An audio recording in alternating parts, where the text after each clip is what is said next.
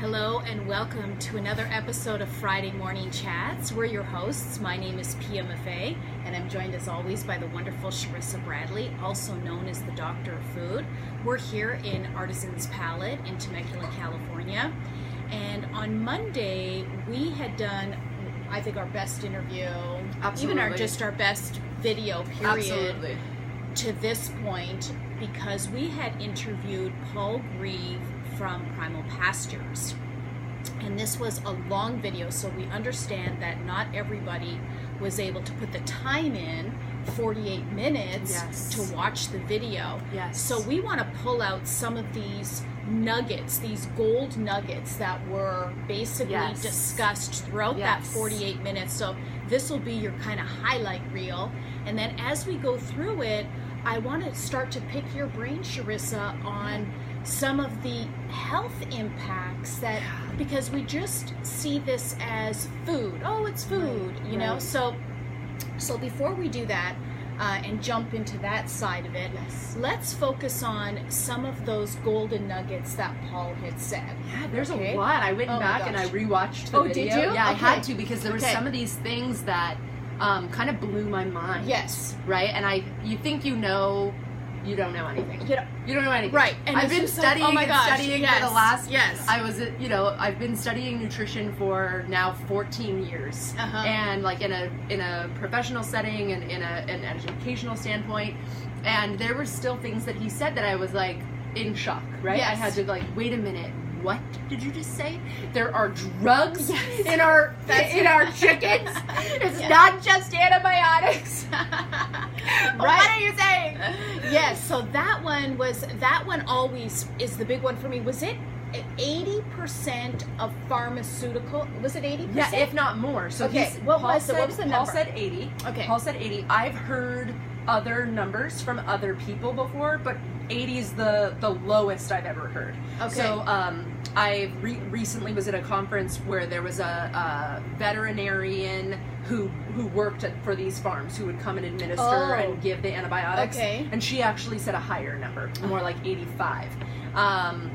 And yeah, so I mean, like that's so from it's other in that- people I've yeah. heard. So I've heard other numbers, and it's probably something that changes and maybe even gone down in the last year or so, maybe gone up. Who knows? We don't right? know. We don't So know. we're sitting at 80. So what does that mean? It means the pharmaceutical industry, its business, okay, its overall business, 80% of it is going to the livestock industry.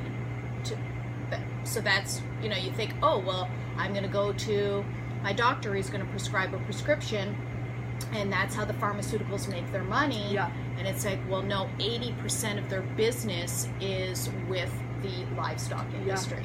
You know what's so interesting So to me that is was so amazing. shocking. Yeah. Shocking. So what's interesting to me, Paul kind of touched on it like a little teeny tiny bit when he was talking about the cows and that cows should never have grains. And this is the reason that they get so sick. So ironically, the reason that we're using so many antibiotics in the livestock is because we are feeding them the wrong diet and it's making them sick. Yes. So the cows who are only supposed to have grass for their entire life, and we're giving it to them for a year, then we're putting them in a feedlot for 6 months, that feedlot, not only is it making them sick because of the waste, because of the close quarters, because of the enclosed space, all of that, it's because they're eating the wrong diet. Yeah. And that's making them sick and therefore needing the antibiotics. Now, we can very easily make that same argument and that same model for us as a human species. Yes. Right? We're eating the wrong diet. It's making us sick, Right. so then we need the pharmaceuticals. Like, Yes. it's Right. such a Right. messed up circle. Yes, but we can definitely see the comparison, and it's happening. So you see it in the animals, but it's happening with us too. Yes. If we're eating the wrong diet. So let's take a typical plate. Okay, good idea. Okay. So on a typical plate, let's do it as a dinner plate. We Okay. have a protein. Yeah. Okay. And we're talking about the industrial food because industrial food is what 90+% of the people are buying. Right, the And masses. that's the 90% plus what's in the supermarkets and also in the restaurants. That's a fact. That's a fact. Okay. So a typical plate will have a protein, produce, whether it's veg plus fruit, whatever, Sure. produce, and usually a starch. Oh, yeah. Starch, which includes a grain, Mhm. okay, that will be in that category Mhm. of starch. So let's kind of walk through the biggest one, which is the protein, which can be poultry, pork, and beef, also fish. But Also let's fish, just yeah. stick with the more like the animal Okay. protein rather than the fish protein. Okay. So one thing that Paul had said, which also really stuck with me at the industrial food level, that it's all horrible. Okay, so it's just, here's the list of horrible. It's just bad. Okay, it's bad. But if you are going to buy protein at that level, Yes. buy cow versus chicken. Isn't it so interesting? Because that's Yes. not what we're fed through the media. We're fed through the media, eat chicken because red meat is bad for you. Not Right. even just the media. We're fed that from the CDC, from everything. the American Heart Mhm. Association. Everybody tells us red meat is bad for you. Don't eat the red meat because it raises cholesterol, blood pressure, all yeah. these things. And what Paul is saying is that's the cleanest of the bad meats because Right. they're at least getting some of their diet for a portion of their life. Right, like the first year or so of their diet is they're out on pasture eating what they should be eating, and it's the final few months of their life that they go into the feedlot and then get the wrong diet, which is what Charissa was talking about, and have the problems. So that was another one of those golden nuggets that it was like, oh my gosh. So I never even thought about that. right, the worst is pork, Yes. right, at that level, and then just right there, like almost a dead heat, is poultry. But wasn't it funny about the pork that he said, because when we were talking later about growing your own, having your own farm, if you want to have your own animals, and he said that pork is the easiest one. Yeah. Because they really don't need anything. They don't need as much space. You just give them your table scraps. So ironic that they're the easiest animal to raise, Right. and yet in the by industrialized standards, they're the ones who are getting the worst treatment. Yes, horrible. So let's go through and talk about the health impacts, because people think, Yeah. oh, well, I can't. The pushback all the time is I can't afford to eat that way because there's a mental stigma associated with clean eating that somehow it's more expensive. And we've gone through this over and over, and it's not. It's not more expensive. So I mean, if you're just going to do a sticker side by side, Oh, sure. then yes, in that case, it's more expensive per pound. Sure. That's an accurate statement. Oh, yes. But if you take your lifestyle and where you're just shelling out cash very quickly at just, oh, I'm at the gas station, I'm going to pick up a snack. Oh, I'm going to go through drive-through right now. Oh, I'm doing the Starbucks run. Even more than All that. of that. How much is disease? Well, that's How much does where we're getting disease to. cost, Exactly. right? My sister, one of my baby sisters, is 28 years old. Now just diagnosed type 1 diabetic. She has a continuous, type 1, autoimmune. It's all in our family, Okay. right? Type 1 diabetes, which could have been avoided had she done some of the things leading up to it, because she didn't get diagnosed until she was 28 years old. Oh so my some God. things could have been adjusted in her life, Yeah. right? There's an argument that could be made for that.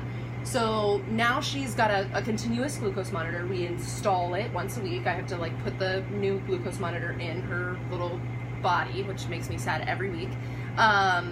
That monitor, most people pay out of pocket for it. So it's Okay. a couple grand, maybe $5,000. Oh. She has medical insurance, so a little bit of it is covered, but not for everybody because it's not seen as a necessity. So it's something added extra to help. Those little finger sticks, those are more covered by insurance, but you still have Okay. to pay for your insurance every month, right? So we've got that, plus every week we need a new system. We have to take it all out, put a new one in every week.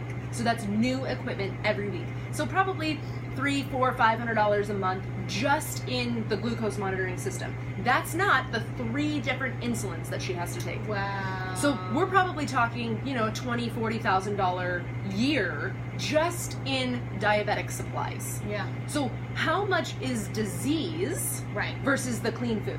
Right. So even more than, comparing side by side what you're going through your drive-throughs and all of these things, what is the end result going to do Yes. for you, and Yeah. how much is that going to be? Because we certainly Yes. can't afford that if we No, can't afford a chicken. absolutely correct. And we're always talking about that, but for some reason that I think most people think they're invincible Mm. and these things aren't going to happen to them.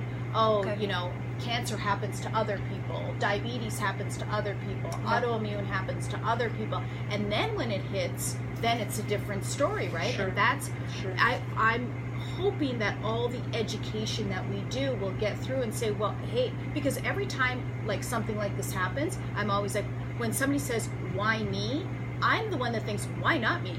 Yeah. Like, why not me? Yeah. Why would I not get that? Right. If that's where the statistics are, that's where I try to do so many things on this side to not be that statistic on the other side, right? Right. And if you're following the same disease model, yes, of course you're going to go be in that statistic. direction. Exactly. Yeah, exactly. If you're already starting down that road, and you've maybe you just got your blood work back and you got a high cholesterol results, so you started on the statin drugs, you're on the disease model. You're on that path. Yes. And it's only a matter of time before that bill becomes way more than your food budget ever was. Exactly correct. We're in total agreement. So let's look at that protein that you buy industrial, where most people are buying, 99-cent chicken or whatever that price point is. Right. And I saw one woman yesterday, the chicken legs were like this big. Oh, dang. For real? Yeah. I was like, how can you have chicken legs that big? What was that poor chicken put through? I know. So people see that as, oh wow, I get so much meat off of that. And it's like, but and this is what I want to get to with you, is where's the nutrition coming from? How are we absorbing that? What are what's the difference between the omega-3s versus omega-6s when we look at red meat? What are if those birds have so much injection in them, what is happening when we take that food and ingest it, and what happens to our hormones? Okay, so many good questions. Let me try to break it down a little bit. So when we're eating industrialized meat that's pumped full of the antibiotics, the hormones, the drugs, all of these things that we learned about from Farmer Paul, which was just so incredible. If you didn't get to watch that, I mean, really, it's worth the time. It's worth the investment. Yeah. It wasn't a scare tactic. No. There's there's nothing to be gained from it except an education. Yes. So go back and watch that. But in the meantime, when we're eating those kinds of foods, when we're eating a cow that didn't eat grass for the rest of its life, right, for the end part of its life, those animals weren't getting the nutrition that they needed in order to be built the way they needed to be built. Okay. So when we're eating them as that's now our source of protein, we're getting an incomplete food. Okay. Right? So you think, sense. oh, I'm getting this big fat chicken leg and it's going to feed so much. You're mostly getting grain and things like this that weren't even meant for the chicken. So they're especially not meant for you. Right. And if they're not given the kind of nutrients that they need in order to break down the protein properly and build their muscle properly so that we can eat it, we're not getting any of the nutrition from it. So nutritionally, the chicken that's huge, that's pumped full of hormones, you're really not getting anything from it. You're not getting the full amino acid component, the full profile. You're not getting all of the B vitamins that you need from the beef. If you're eating industrialized beef, you need to be supplementing with B vitamins. You absolutely have to, because that animal didn't get the B vitamins. So you sure as heck aren't going to get them. So when we're eating foods that weren't fed the right diet, we're not getting from them what we think we're getting from them. So we need the omegas, we need the good amino acids, we need the vitamins that we're supposed to get from these animals. They don't have it, so we're not getting it. So when you eat like a big old chicken leg, it might make you feel full. You're probably feeling full from the grains, probably feeling full from being bloated, probably feeling full from the attack on the hormones and the growth and all of these things, not getting any of the nutrients that you need. Now the hormone question is like totally separate. We've got antibiotics that have been pumped into the animal, so now we're eating antibiotics on a constant basis. Now, let me tell you what that does to you. When I was 24 years old, I had just gotten married. I was going to a urologist, I was going to doctors, I had these constant bladder infections. What the heck is going on with me? I'm going to all these doctors. I go to my urologist, and the urologist tells me, you just need to break the cycle. You just need to break the habit. So take these antibiotics, low-dose antibiotics, every single day for 2 years. I did this. 2 years I did it, until I was 26 years old. It completely destroyed my digestive system, my bladder lining, it created the autoimmune disease, all of these things. Now, I knew and willingly did it. I didn't understand what it was going to do to me long term. I wasn't educated on that. Okay. So this is low dose antibiotics every single day for 2 years. Now, I was doing it on top of other things. Now, on top of other pharmaceutical things, on top of natural things? Eating meat that was industrialized, okay, right? I see. So now, at 26 years old, fast forward, I still haven't fixed the problem. Now I'm way worse off than I was, and I'm still getting these, whatever they were, maybe UTIs, maybe whatever the pain was. I go to the doctor, they give me antibiotics, and they don't work anymore. Oh. They don't work anymore. So now I have a bacterial infection that isn't treatable by standard antibiotics. Mm-hmm. So this was something I willingly did. I knew about it and continued to do it, but I didn't know how much damage it was going to cause. Now, like kind of reverse this on us a little bit. We're eating meat that we know has been fed antibiotics its entire life. Yes, we know that. We know from Paul that you can still put on the package no antibiotics ever. Right. And they got antibiotics their entire life, right? Up until the minute, up until that point.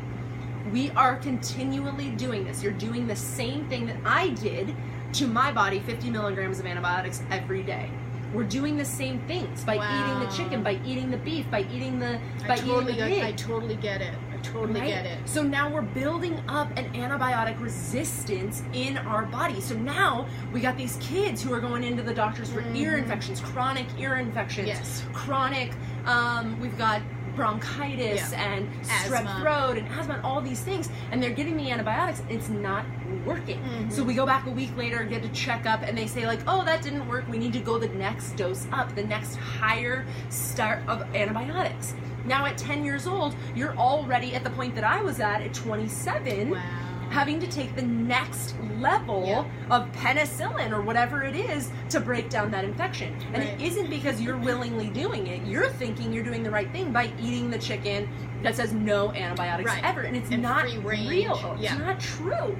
So we're getting the antibiotics all the time, and we're building this antibiotic resistance. We're building these super bugs, if you will, that are not going to respond because they've been immune to it. Right? You constantly spray your ants outside of your house. The ants are going to get stronger every year. That's just evolution. Right. That's the survival of the fittest. That's the animal that can get past that pesticide or herbicide, whatever it is going to be the one that procreates and then creates these bugs that are resistant. So this is what's happening inside of our body. So that's the antibiotics. That's the argument that you're not getting the nutrients anyways. And then we've got this whole other category of hormones. Yes, the hormones are hormones. So and you can see it right on if you buy milk, it'll say like no RBST, no added growth hormones. That's not true, right? Because they can do it all the way up until, and then they just have to make sure it's under the threshold of parts per billion, and then they can put that label on there. When we are taking any kind of artificial hormone that's adding into our body, it's adjusting the hormones for us without our body's ability to stop it. So if you're eating a hen or chicken, female chicken, that has all of these hormones built up in it, and you're a young girl, and you maybe get your period 2 years earlier than you should have. Maybe you start to develop earlier than you should have. Maybe you're a young boy who's getting breasts at 10 years old. Yeah. These are hormone-related issues because we're eating foods that are hormone-related. So we're adjusting the hormones. So now I've gone through my own health journey, my own battle through hell, if you will, to get to this point, and I'm still battling having to rebalance what I did to screw it up in the first place.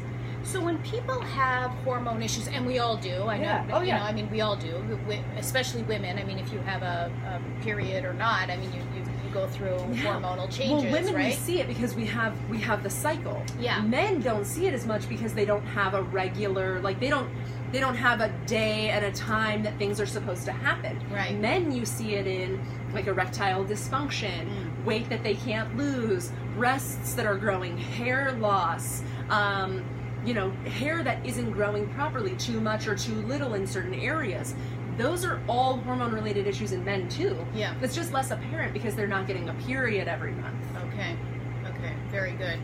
So now there are a lot of people that think, well, I don't eat processed food, which is good. Great, perfect. That's great great. start. Don't do that. And I only eat, a protein, veg, and just real food from the industrial category.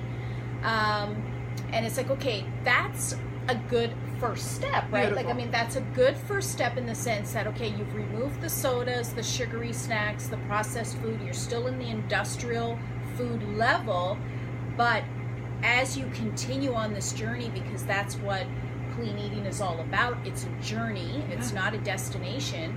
As you continue on this journey, you should learn more about what's on your plate. That should be, how did it get there? What's on my plate and how did it get there? What was that journey like? Yeah. And how was that impacting my body?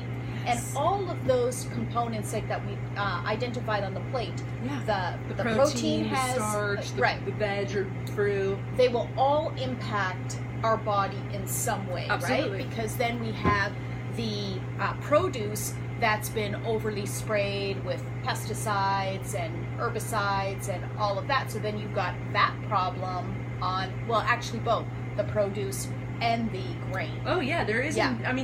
No food in the world is exempt. Right. Period. Like, it's not exempt. So if you've got industrial level food in any way, whether it came from wheat in your bread, or your tomatoes that are beautiful and plump, or your big huge chicken wing, whatever it is, none of those things are exempt. None of them are exempt. And as Paul said, even though the beef is better, right, because it has at least some of its life on the right foods, Right. you do still have to remember that 6 months or more that animal was in a feedlot, it was eating grain that was GMO, that was sprayed with pesticides, herbicides, all of that. Yeah. It's mostly byproducts. It's mostly things that they can't feed to humans. Bran oils and things that they couldn't put in, our canola oils they couldn't sell to us, so they instead pumped it into the animal. And it just comes in a trough, they mix all this crap in, literal crap, figurative crap. The antibiotics are already mixed in, and every morning it just shoots through a trough, and these animals are they literally are locked in right in front of their little trough, and this is what they do all day for 6 months until they get big enough to sell for thousands of dollars, get slaughtered, and then we eat them. Right? So, they don't, it's not, I think another misconception, just to kind of myth bust for a minute, is that you're thinking if the cow or the chicken or the pig or whatever it is gets sick, that a veterinarian comes in and they give it antibiotics. That is not the case. Okay. The antibiotics are mixed into the food. That's a good point. I never thought of it that way, because I did think of it that, the animal gets sick and then that's when they pump in the antibiotic. We know that it's going to make the animal sick to feed them the wrong diet, right? They have genetically, they are built to eat grass. Genetically, we are built to be omnivores, right? We are built to eat protein, vegetables, good fats, all of these things. When you know for a fact that you're feeding an animal the wrong diet, it's going to make them sick. They do it as a precaution. They don't want any animals to get sick, actually. So it goes into the food. That's why so much of it is going into the animals. Yeah. The number, you think 80%, you think there aren't that many veterinarians going out to these feedlots injecting the animals with antibiotics. Thank you for it's making that up. mixed in. The clarity now that I see in that was not obvious to me. No, and I wasn't made obvious to me until I read this phenomenal book. It's called The Omnivore's Dilemma, Michael Pollan. He went through each stage, right? He actually bought a cow because they wouldn't let him just watch the lifespan of a cow. So he bought one and put it through the industrialized system so that he was allowed to see the whole process. Wow. And he was able to go into the feedlot and visit his cow. Otherwise, you can't go in, right? They won't allow you to. Yeah. But since he owned the cow, he was allowed to see how it was being treated. So he paints the picture for us. Okay. And that's where we find out that food is all mixed in. It's all the byproducts. It's all the bran oils. Wow. It's all the crap and the literal just disgustingness with the antibiotics already built in. They're trying to make sure that the animals, the cows specifically, don't get diseased in the first place, because then it wipes out the whole, right? Yeah, if you've got 50 chickens in a box, Yeah. If one gets sick, they all get sick. Right. So the antibiotics are there as a precaution. So yeah, and prevention. For prevention. Yeah. Wow. So that was another another layer. We were taking out these amazing little nuggets from Monday, and we just added new amazing little nuggets. It's so hard because there's so much. Once you kind of open Pandora's box, it's like, you never really get to the bottom of it. Right. For me, the way I got to the bottom was I just made the decision of like, I'm not even going to go down that road anymore. It's so terrifying. It gives me nightmares. I'm going to just go and support these industries and tell the world, hey, support these industries so that we can bring those other ones kind of down. Yeah. Right? The reason there isn't a place for industrialized pasture food is because we haven't made a big enough stink about it yet. Right. When more people do, more of these animals will be treated better. Right. And will be better. I mean, it's about treating us better too, right? Because the better meat or vegetables or fruit or whatever it is that we're having, the better our system's going to do with it too. Totally. So, another great Friday morning chats with Pia and Charissa. If you want to stay tuned with us, we welcome you to go to our website. It's called www.iamacleaneater.com. I'm wearing one of the beautiful t-shirts that we have, and you can get it there online. When you wear this t-shirt, what it means is you are committed to the journey of clean eating. It's not about a destination. And we'll be bringing that out after, a couple of our videos, continuing here and explaining what that is with an exciting personal challenge that I'm going to be announcing pretty soon. And so that's what this is. It's about a journey. So I was explaining just right before we close here that, I'm going to be 50 next month. And for 40 some odd years, I did it that way. Yes. That system, right? Yes. So part of it I got right growing up because there wasn't a lot of GMOs. Then I didn't get right at all and completely failed.